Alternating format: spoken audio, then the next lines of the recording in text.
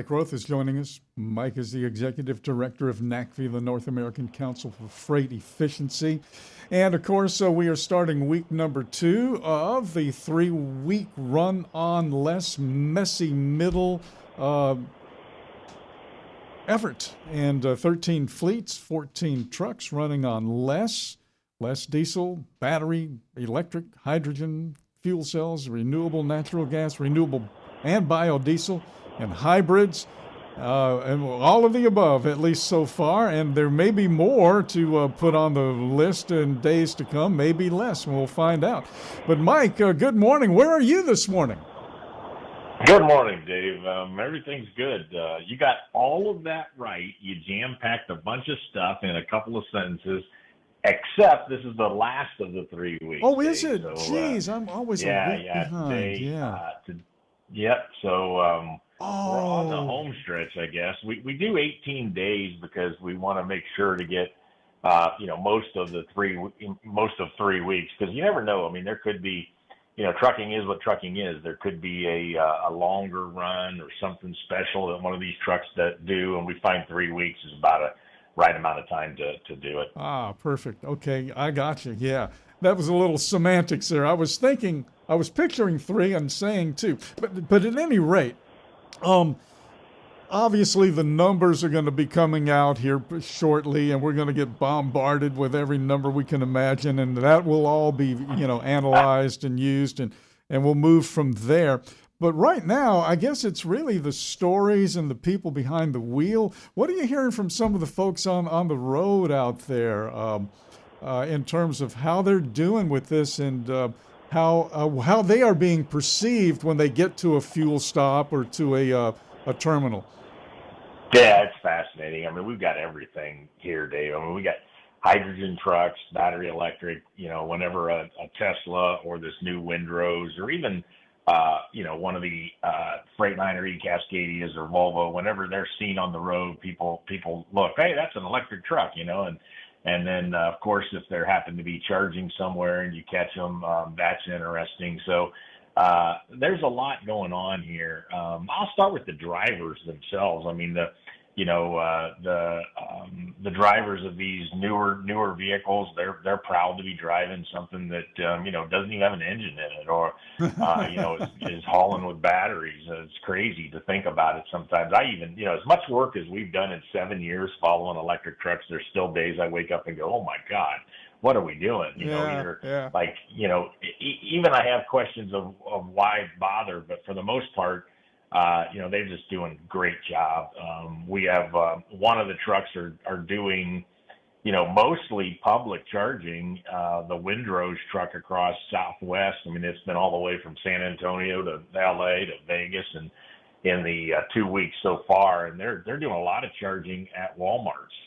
So they're using Electrify America chargers and relatively fast chargers. Sometimes you can find a 350 kilowatt charger that'll completely charge that truck in a little over 2 hours. But sometimes just this weekend, that same truck hit a green lane charger in LA, actually just outside of LA, and it did over 700 kilowatts. So in that case, they're charging the whole truck up from 0 to 100% an hour. But then also you've got the other end of the spectrum, so to speak, with diesel trucks all over the country doing right now. The Mesilla Valley truck and the Henry Albert truck are both over 11 miles per gallon average for the 2 weeks. So you really can't compare them. They're hauling different freight, they're doing different routes. But where America is full of competitors, so everybody's trying to do their best in this run. So, the people are there. I mean, and the stories outside of the numbers are exactly what's interesting. Not just the drivers, but the people making this happen and really wanting to get the most out of these technologies. That's the thing that struck me personally, having done all of the planning and all the work and all this work, Dave, is that there's a great desire to do the best with what we have. And that shows up a lot in trucking. So, people think that all these technologies are going to have a future. I tend to believe mostly the same. And so, how do we get the best out of the technologies when some of them are range limited, some of them have a lot of weight limitations, some drivers love, some drivers, struggle with. But how do you get the best out of what you have? And that's what these 13 fleets are doing with these 14 trucks.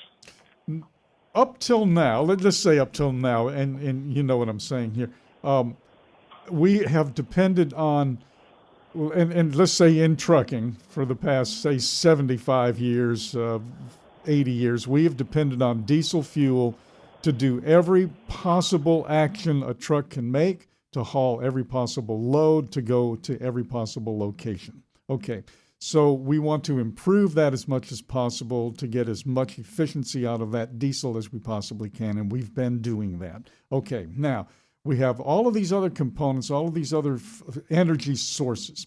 Are we getting out of the mindset to where, okay, this electric truck has got to be able to do everything the diesel truck does? You know what I'm saying? Are we starting to get our parameters in line to where electric is good for this but not good for that? So if you're doing this, do it. If you're doing that, don't do it. How are those lines are going to be drawn pretty sharply here? Are they being drawn now?